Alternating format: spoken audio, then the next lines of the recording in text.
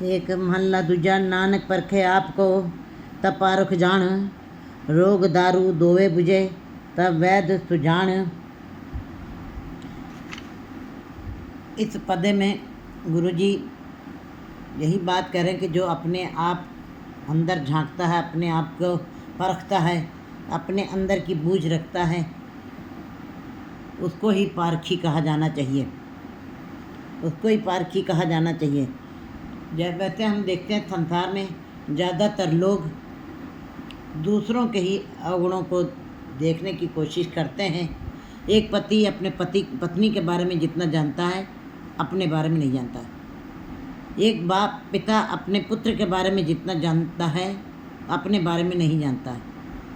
एक पड़ोसी अपने पड़ोसी के बारे में जितना जानता है अपने बारे में नहीं जानता। इसका मतलब अपने आप में झांकना बड़ा कठिन है। अपने आप में झांकें तो हमको अपने अंदर बहुत सारे अवगुण नज़र आएंगे। इसी भय से जीव अपने अंदर झांकना नहीं चाहता है। वो दूसरों के अवगुणों को देखता है और अपने अंदर कभी भी झांक के नहीं देखता कि मेरे अंदर भी कोई कमियां हैं। ऐसे संसार में बहुत सारे लोग आपको मिल जाएंगे जो दूसरों के अवगुणों को ही देखते हैं, लेकिन और अपने अवगुणों को कभी भी देखते नहीं हैं। जो जीव इस प्रकार के होते हैं वो एक दिन फिर उनका हृदय दूसरों के अवगुण देखते देखते हृदय उनका पूरा मैला हो जाता है, अवगुणों से भर जाता है। दूसरों के अवगुणों को देखते देखते अपना मन भी मैला हो जाता है। और ऐसे जीव ज़्यादातर आपको संसार में दिखाई देते हैं। ऐसे जीव बड़े दुर्लभ हैं जो अपने आप के अंदर झांकते हैं। जैसे कबीर जी कहते हैं, कबीर हम ते सब भले हम तज पलो सब कोई। कबीर जी कहते हैं मैं सबसे बुरा हूँ और बाकी सारा संसार मेरे से सब भले हैं, मैं ही बुरा हूँ।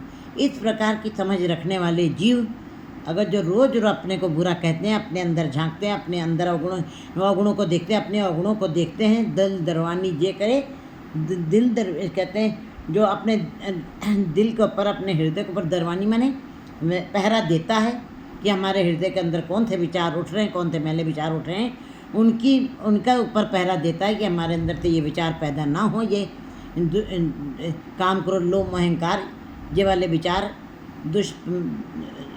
बुरे विचार ना पैदा हों। ऐसे जीव फिर जो अपने अंदर झांकते अपने अंदर की बुराइयों को देखते हैं और समझ रखते हैं, एक दिन उनके अंदर से ये सारे बुरे विचार खत्म हो जाते हैं, वे परमात्मा के साथ मिलाप करने में समर्थ हो जाते हैं इस पदे के अंदर।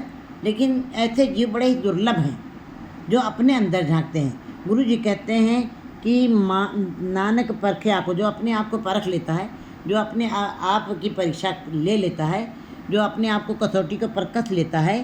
ये गुरु जी कबीर जी कहते हैं कि मेरे जीवन की इन श्वासों का जो मेरे अंदर विचार उठ रहे हैं, जो श्वासें मेरी जा रही हैं अच्छे बुरे विचारों को, खेती करो नहीं मेरा, मेरे जीते जी इन श्वासों का आप निबेड़ा कर दीजिए। इसका मतलब कि अपने जीते जी अपने अंदर के विकारों को ख़त्म करना है। और जो इस प्रकार करते हैं वही सच्चे पारखी हैं, वही अपने परीक्षा पर वही सच्चा गुरु कहलाता है। वही अपनी परीक्षा में पास होता है और गुरु बन जाता है। ऐसा गुरु जो पारखी हो गया, जिसने अपने अंदर की पहचान कर ली, अपने अंदर के अवगुणों को जान लिया। और जो अपने अवगुणों को जान जाता है तो उसको पता चल जाता है कि बिना इन अवगुणों को निकाले हुए परमात्मा से मिलाप नहीं हो सकता है। जब अपने अंदर के अवगुण खत्म होते हैं तब जीव को पता लगता है कि मेरे अंदर तो अवगुण ही अवगुण थे, कोई गुण नहीं था। तो जब तक गुण नहीं है तब तक परमात्मा से मिलाप नहीं हो सकता। इस बात की समझ उस पारखी मनुष्य को आ जाती है। पारखी माने वो ही गुरु है, वही श्रेष्ठ है जिसने अपने आप को पहचाना है, वही सच्चा पारखी, वही सच्चा गुरु है। जो रोग दारू दोवे बुझे तब वैद सुजान। जो केवल डॉक्टर बनने से कुछ नहीं होता है, केवल दवाई देने से भी कुछ नहीं होता है, रोग भी जाने और दवा भी अच्छी दे, दोनों की बूझ जो रखता है वही वैद होता है। इसी प्रकार जो अपने आप के अंदर की कसौटी में अपने को कस लेता है, जो अपने अंदर को झांक लेता है, अपने अवगुणों को जान जाता है, और जिसको अपने अंदर के अवगुणों की पहचान हो गई है, वो फिर रोग और दारू दोनों को पहचान जाता है। ऐसे गुरु ही श्रेष्ठ होते हैं, वही सुजान होते हैं, वही चतुर और श्रेष्ठ कहलाते हैं। वाट न करी मामला जाने मेहमान। ऐसे फिर जो सज्जन पुरुष हैं, ऐसे जो श्रेष्ठ गुरु हैं, ऐसे जीव फिर संसार में आकर के माया की पकड़ जकड़ से परे हो जाते हैं। वो कोई किसी भी संसारिक वस्तु का संग्रह नहीं करते हैं, ना उसकी गिरफ्त में आते हैं। वाट न करी मामला जाने मेहमान। वो अपने आप को ये संसार को सराय समझते हैं, धर्मशाला समझते हैं, किराए का घर समझ करके इसके अंदर अपना समय में बिता करके चले जाते हैं। वो किसी चीज़ का लालच नहीं करते हैं, किसी चीज़ का संग्रह नहीं करते। संसारिक वस्तुओं के प्रति उनकी जकड़ पकड़ खत्म हो जाती है। मूल जान गल्ला करे हाण लाए हाण। और वो मन तो ज्योत स्वरूप है, अपना मूल पहचान। उनको पता चल जाता है कि मन का मूल जो है परमात्मा का नाम है, क्योंकि ये शरीर जो है, जो प्रगट शरीर है, वो तो मिट्टी है, मिट्टी में मिल जाना है। लेकिन जो सूक्ष्म शरीर है, वो मन, वो सूक्ष्म, उसका भोजन है परमात्मा का नाम।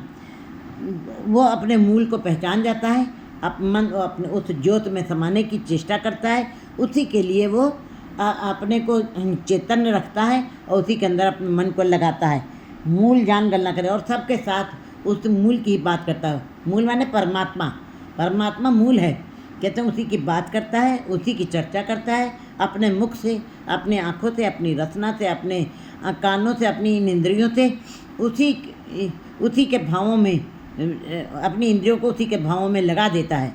मूंद लिए दरवाजे। बाहर देखने वाली इंद्रियों को उसने बंद कर दिया है। ये आंखें अब संसार को नहीं देख रही हैं, निरंकार को देख रही हैं। ऐसे जी जो अपने को संसार को धर्मशाला समझते हैं और वाट न करी मामला, और संसारिक वस्तुओं का संग्रह की पकड़ जकड़ से परे हो जाते हैं। ऐसे जीव जो है परमात्मा के नाम की बात करते हैं, अपने मूल की बात करते हैं और सबके साथ उसी की चर्चा करते हैं। जब उसके साथ पास कोई भी आके बैठता है, वही निरंकार की बातें करते हैं। हाण लाए हाण, और हानि पहुंचाने वाले ये जो तत्व हैं, काम क्रोध लोभ अहंकार वासना, काम वासनाएं जो हानि पहुंचाती हैं जीव को, उनसे वो दूर होते हैं।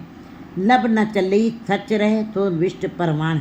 कहते हैं वो लालच में, झूठ में के विचारों को अपने अंदर से मिटा देते हैं। सच रहे और सच के साथ जुड़े रहते हैं तो विष्ट परमाण। ऐसे जीव जो बिल्कुल बिचौला, जिनका गुरु है, वो ऐसे फिर जो नाम के साथ जुड़े हुए हैं, जिनका गुरु ही बिचौलिया बन गया है, वो परवान हो जाते हैं संसार में, लोक और परलोक दोनों में वो परवान हो जाते हैं। सर संधे आगास को क्यों पहुँचे बाण। अगर जो कोई मायावी जीव, मनमुखी जीव को ऐसे जीवों को कष्ट पहुंचाना चाहता है, ऐसे अच्छे विचारों को, सज्जन पुरुषों को कोई कष्ट पहुंचाना चाहता भी है, सर संधे आगास को क्यों पहुँचे बाण, तो वो किसी प्रकार की हानि कभी भी नहीं पहुंचा सकते।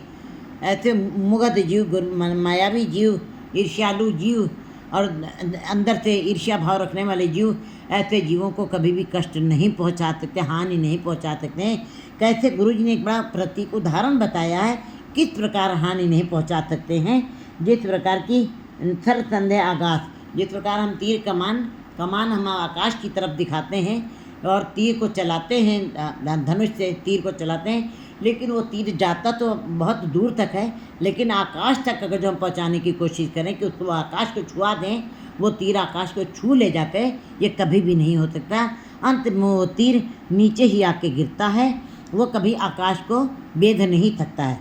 सर संधे आकाश को क्यों पहुँचे बाण, वो बाण कभी भी आकाश को छू नहीं सकता, हाँ उसको भेद नहीं सकता है। इसी प्रकार ईर्ष्यालु जीव, मनमुखी जीव, ऐसे गुरमुख जीवों को कभी भी कष्ट नहीं पहुंचा सकते, चाहे जितनी भी पहुंचाने की कोशिश करें। अग्गे वो अगम महेंद्र जान।